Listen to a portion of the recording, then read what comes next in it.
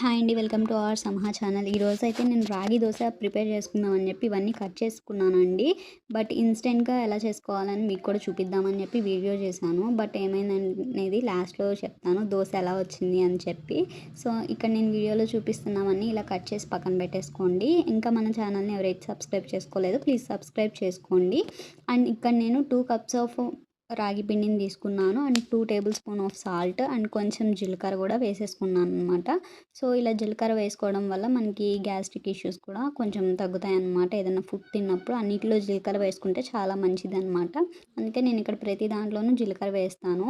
And ఇక్కడ కొంచెం onion, carrot and కొత్తిమీర కూడా వేసేసుకున్నాను అనమాట. మనం కట్ చేసి పెట్టుకున్నాం కదా అవన్నీ.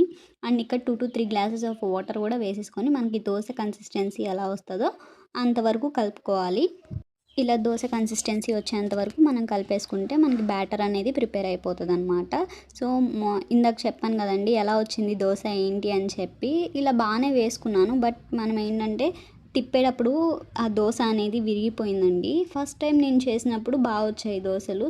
అదే మీకు ఎలా చేసుకోవాలి అని చెప్పి ఈ వీడియోలో చూపిద్దామని చెప్పి నేను చేశాను. బట్ వీడియో తీసే టైంకి ఆ దోశలు కూడా మంచిగా రాలేదన్నమాట.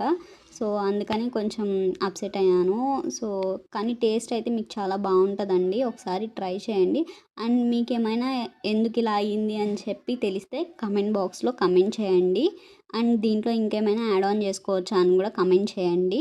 సో, మన ఛానల్ని ప్లీజ్ సబ్స్క్రైబ్ చేసుకొని సపోర్ట్ చేయండి. మన ఎర్లీ మార్నింగ్ ఇంకా దోశ తిన్నాము అనుకొని ఇలా అయిపోయిందనమాట.